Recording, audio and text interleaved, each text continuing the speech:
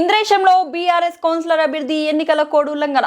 సంగారెడ్డి జిల్లా ఇంద్రేశం మున్సిపల్ పరిధిలోని 10వ వార్డులో ఎన్నికల సమయం ముగిసినా కొనసాగుతున్న ఎన్నికల ప్రచారం. ఉదయం నుండి ప్రచారానికి తిరిగినా తమకు డబ్బులు ఇవ్వట్లేదని అభ్యర్థి ఇంటి ముందు మహిళల ఆందోళన.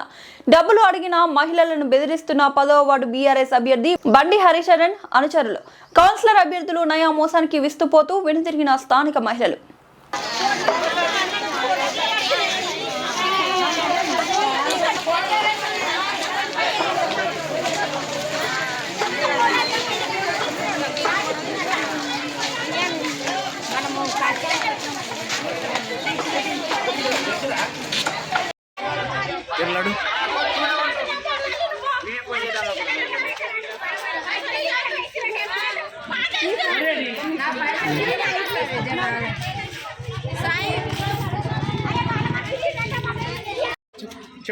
ఎవరు చెప్పారు పైసలు ఎవరు ఇస్తారని చెప్పారు?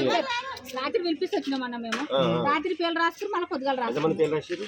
రాత్రి 48 మంది ఉండే ఆడపిల్లలే, మగ పిల్లలే కాదు. నేను 1000 రూపాయలు చెప్పించాను, ఫోన్ చేస్తేనే వచ్చినాం.